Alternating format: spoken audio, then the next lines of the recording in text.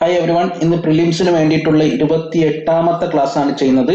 ഇന്നും നമ്മൾ 7ാം ക്ലാസ്സിലെ SCRT ബുക്കാണ് പഠിക്കുന്നത്. അതായത് ഇന്ന് 7ാം ക്ലാസ്സിലെ SCRT ബുക്കിന്റെ സെക്കൻഡ് ലാസ്റ്റ് വീഡിയോ ആണ്. ഇനി ഒരു വീഡിയോ കൂടെ ബാക്കിയുണ്ട്, അതോടുകൂടി നമ്മൾ 7ാം ക്ലാസ് തീരും. പിന്നെ നെക്സ്റ്റ് ആയിട്ട് നമ്മൾ തുടങ്ങാൻ പോകുന്നത് 10ാം ക്ലാസ് ആണ്. ഞാൻ പറഞ്ഞിട്ടുണ്ട് 10ാം ക്ലാസ് ആണ് ഏറ്റവും പ്രധാനപ്പെട്ടത്.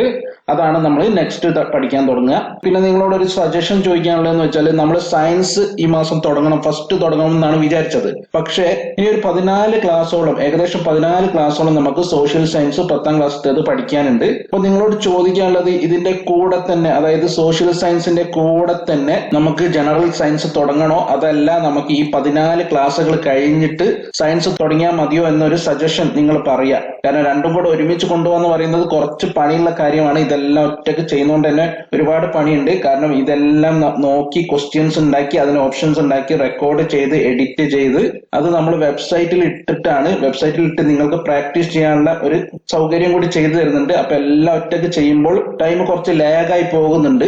മാക്സിമം എല്ലാ കാര്യങ്ങളും നിങ്ങൾക്ക് സ്പീഡാക്കി തന്നെ തരും. പിന്നെ പോർഷൻസ് ഫുള്ള് കവർ ചെയ്യും. അതോ ആ കാര്യത്തിൽ ഒരു സംശയം വേണ്ട, പോർഷൻസ് കവർ ചെയ്യും.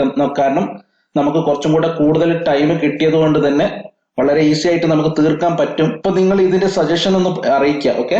പിന്നെ ചിലർ വെബ്സൈറ്റിൽ അത് ചെറിയ ചെറിയ പ്രശ്നങ്ങൾ പറയുന്നുണ്ട്. നമ്മൾ ചിന്തിക്കേണ്ടത് ഇതെല്ലാം ഫ്രീ ആയിട്ട് നിങ്ങൾക്ക് തരുന്ന കാര്യമാണ്. ഇപ്പൊ വലിയ വലിയ ആപ്പുകളെ പോലെ ഒന്നും ഉള്ള സൗകര്യങ്ങൾ നമുക്കിപ്പോ തരാൻ പറ്റൂല. ചെറിയ ചെറിയ പോരായ്മകളെല്ലാം ഉണ്ടാകും. അത് നിങ്ങൾ ക്ഷമിച്ചിട്ട് എല്ലാം പ്രാക്ടീസ് ചെയ്ത് പരമാവധി പഠിച്ചു വെക്കുക, ഓക്കെ? അപ്പൊ നമുക്ക് ഇന്നത്തെ ഫസ്റ്റ് ക്വസ്റ്റ്യൻ നോക്കാം.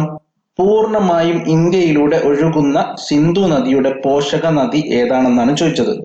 പൂർണ്ണമായും ഇന്ത്യയിലൂടെ ഒഴുകുന്ന സിന്ധു നദിയുടെ പോഷക നദിയാണ് ബിയാസ്, ഓക്കെ? പൂർണ്ണമായും ഇന്ത്യയിലൂടെ ഒഴുകുന്ന സിന്ധു നദിയുടെ പോഷക നദി ബിയാസ് ആണ്.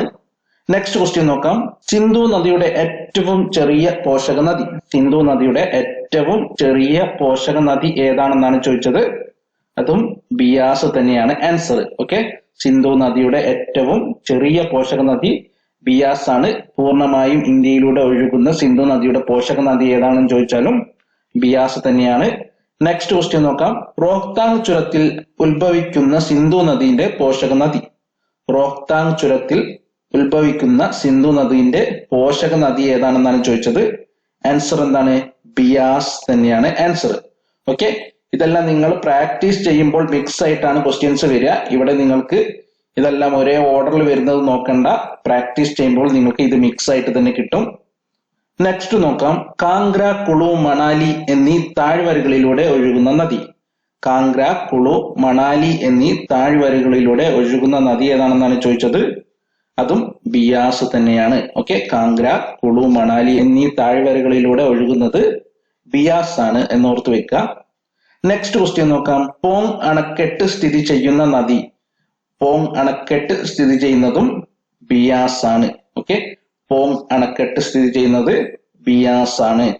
Next question. ടിബറ്റിൽ നിന്നും ഉത്ഭവിക്കുന്ന സിന്ധുവിന്റെ പോഷക നദി.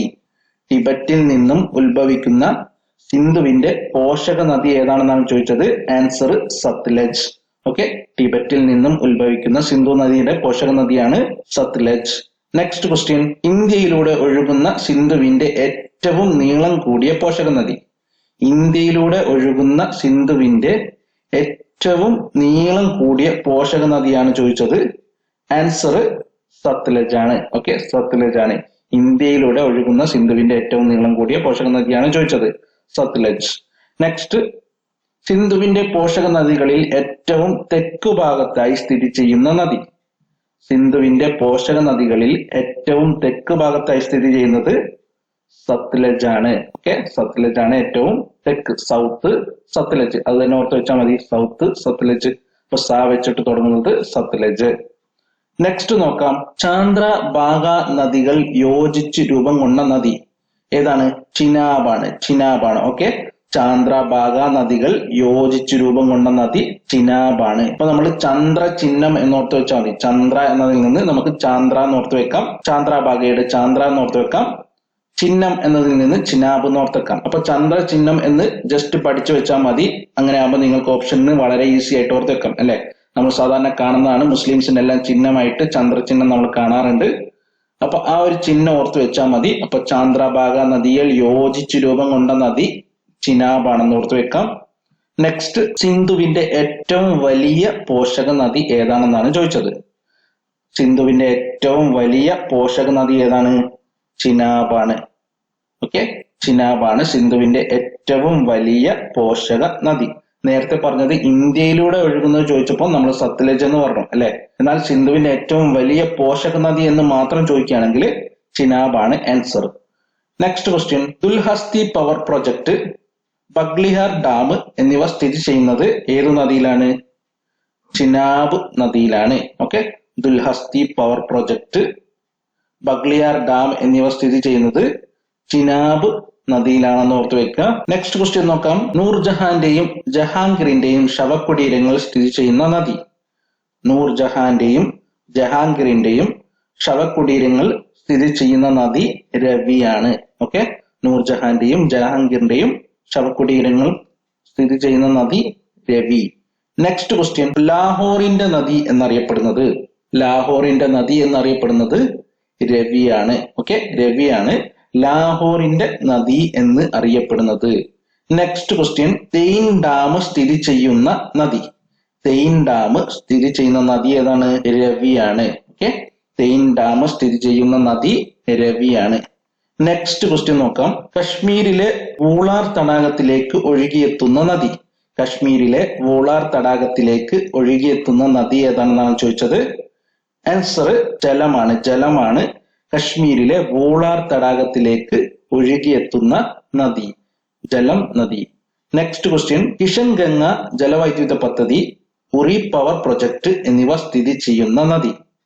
കിഷൻ ഗംഗ ജലവൈദ്യുത പദ്ധതി, ഉറി പവർ പ്രൊജക്ട് എന്നിവ സ്ഥിതി ചെയ്യുന്നത് ഏത് നദിയിലാണ്?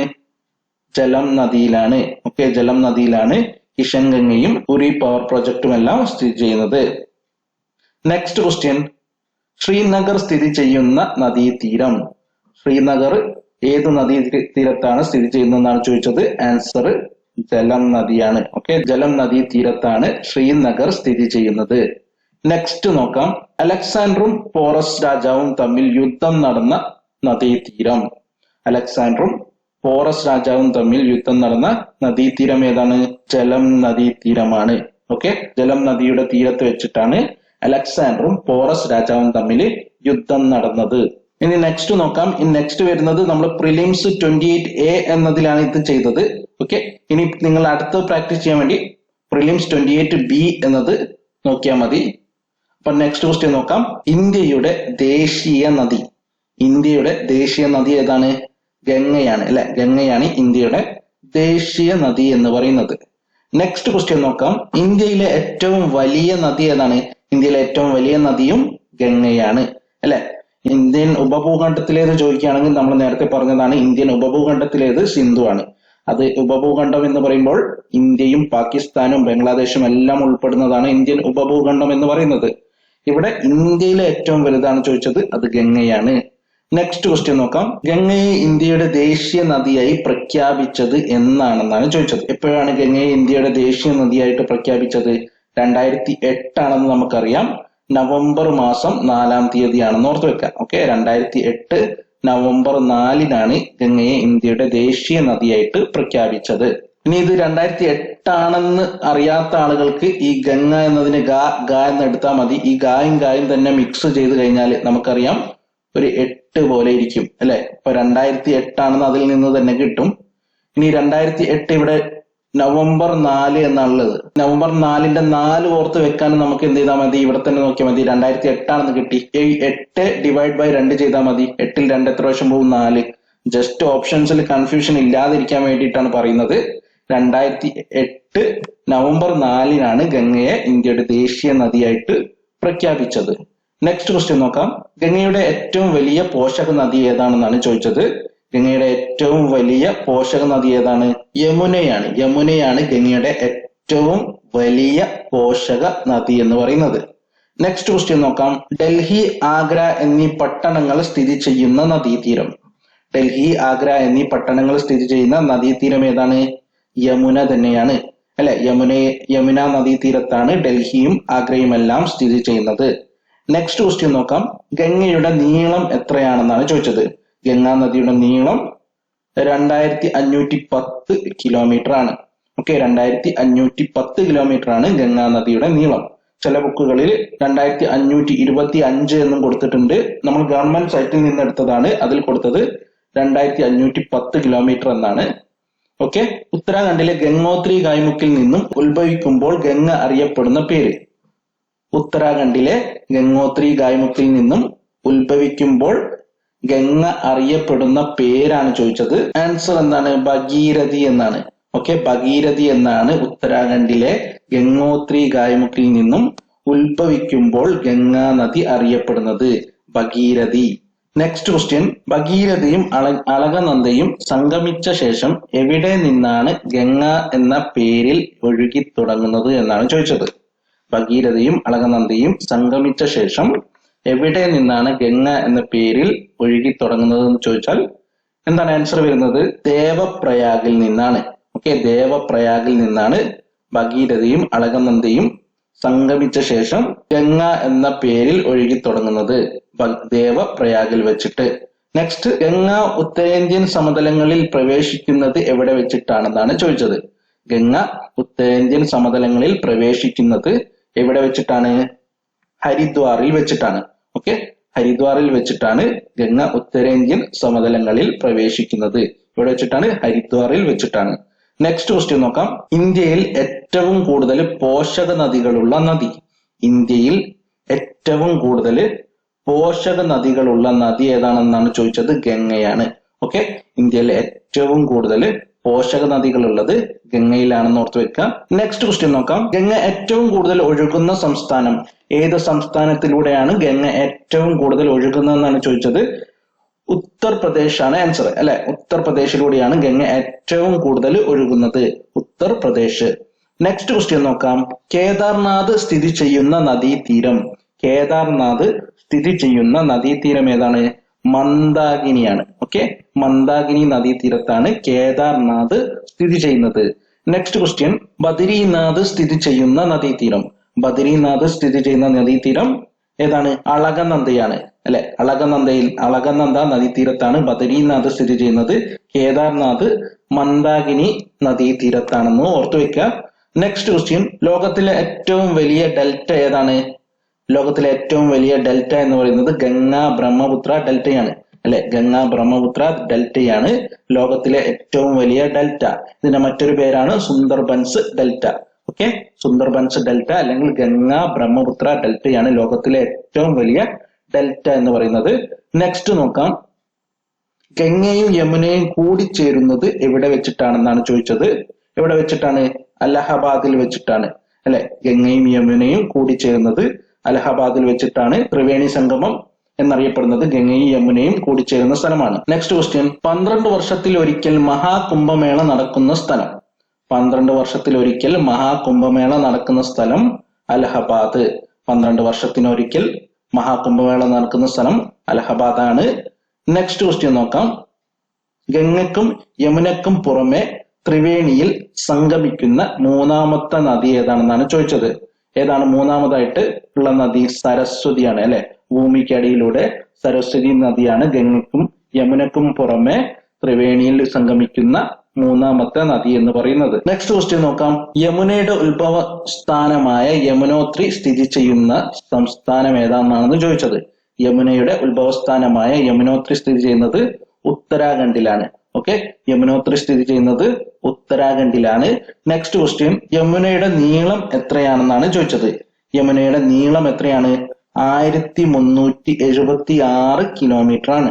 ഓക്കെ, യമുനയുടെ നീളം എന്ന് പറയുന്നത് 1376 കിലോമീറ്റർ ആണെന്ന് ഓർത്തു വെക്കുക. നെക്സ്റ്റ് ക്വസ്റ്റ്യൻ നോക്കാം. താഴെ കൊടുത്തവയിൽ യമുനയുടെ പോഷക നദികളിൽ പെടാത്തത് ഏതാണെന്നാണ് ചോദിച്ചത്. താഴെ കൊടുത്തവയിൽ യമുനയുടെ പോഷക നദികളിൽ പെടാത്തത് ഏതാണ്? കോസിയാണ്. കോസിയാണ് യമുനയുടെ പോഷക നദികളിൽ പെടാത്തത്. ബാക്കിയെല്ലാം യമുനയുടെ പോഷക നദികളിൽ പെട്ടതാണ്. നെക്സ്റ്റ് ക്വസ്റ്റ്യൻ നോക്കാം. പശ്ചിമ ബംഗാളിലൂടെ ഒഴുകുന്ന ഗംഗയുടെ കൈവഴി. പശ്ചിമ ബംഗാളിലൂടെ ഒഴുകുന്ന ഗംഗയുടെ കൈവഴി ഏതാ? ഹൂഗ്ലിയാണ്. ഓക്കെ, ഹൂഗ്ലിയാണ് പശ്ചിമ ബംഗാളിലൂടെ ഒഴുകുന്ന ഗംഗയുടെ കൈവഴി എന്ന് പറയുന്നത്. നെക്സ്റ്റ് ക്വസ്റ്റ്യൻ നോക്കാം. വിദ്യാസാഗർ സേതു, വിവേകാനന്ദ സേതു, ഹൗറ എന്നീ പാലങ്ങൾ നിർമ്മിച്ചിരിക്കുന്നത് ഏത് പാലത്തിന് കുറുകെയാണെന്നാണ് ചോദിച്ചത്. വിദ്യാസാഗർ സേതു, വിവേകാനന്ദ സേതു, ഹൗറ എന്നീ പാലങ്ങൾ നിർമ്മിച്ചിരിക്കുന്നത് ഏത് നദിക്ക് കുറുകെയാണെന്നാണ്. ഇവിടെ ഏത് നദിക്ക് കുറുകെ എന്നാണ്. അപ്പൊ ഹൂഗ്ലി നദിക്ക് കുറുകെയാണ്. ഓക്കെ, ഹൂഗ്ലി നദിക്ക് കുറുകെയാണ് വിദ്യാസാഗർ സേതു, വിവേകാനന്ദ സേതു, ഹൗറ എന്നീ പാലങ്ങൾ നിർമ്മിച്ചിരിക്കുന്നത്. നെക്സ്റ്റ് നോക്കാം. താജ്മഹൽ സ്ഥിതി ചെയ്യുന്ന നദീതീരം. താജ്മഹൽ സ്ഥിതി ചെയ്യുന്നത് യമുന നദീതീരത്താണ്. നമ്മൾ നേരത്തെ പഠിച്ചാണ്. ഡൽഹിയും ആഗ്രയും എല്ലാം യമുന നദീതീരത്താണ്. അപ്പോൾ താജ്മഹലും യമുന നദീതീരത്ത് തന്നെ ആയിരിക്കും അല്ലെ. താജ്മഹൽ സ്ഥിതി ചെയ്യുന്നത് ആഗ്രയിലാണ്. നെക്സ്റ്റ് നോക്കാം. പുരാണങ്ങളിൽ കാളിന്തി എന്നറിയപ്പെടുന്ന നദി. പുരാണങ്ങളിൽ കാളിന്തി എന്നറിയപ്പെടുന്ന നദി ഏതാണ്? യമുനയാണ്. ഓക്കെ, പുരാണങ്ങളിൽ കാളിന്തി എന്നറിയപ്പെടുന്ന നദി ഏതാണെന്ന് ചോദിച്ചാൽ യമുന. Next question. റിഹാന്ത് ഏത് നദിയുടെ പോഷക നദിയാണെന്നാണ് ചോദിച്ചത്. റിഹാന്ത് ഏത് നദിയുടെ പോഷക നദിയാണ്? സോൺ നദിയുടെ പോഷക നദിയാണ് റിഹാന്ത്.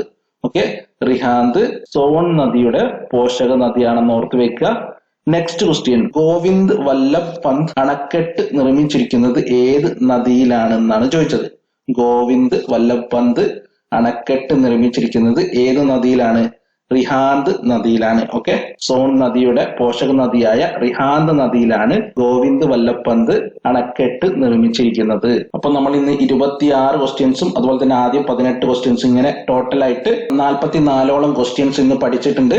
ഇതെല്ലാം നിങ്ങൾ പ്രാക്ടീസ് ചെയ്യുക. പ്രാക്ടീസ് ചെയ്തുകൊണ്ടേ ഇരിക്കുക. എല്ലാം ഇമ്പോർട്ടന്റ് ക്വസ്റ്റ്യൻസ് ആണ്. ഈ SCRT ബുക്ക് പഠിക്കുന്നതോടുകൂടി തന്നെ നമ്മൾ കേരള, ഇന്ത്യ, കോൺസ്റ്റിറ്റ്യൂഷൻ എന്നീ ഭാഗങ്ങളിൽ നിന്നുള്ള പ്രധാനപ്പെട്ട കാര്യങ്ങളെല്ലാം പഠിച്ചു തീരുമെന്ന് ഞാൻ പറഞ്ഞിട്ടുണ്ട്.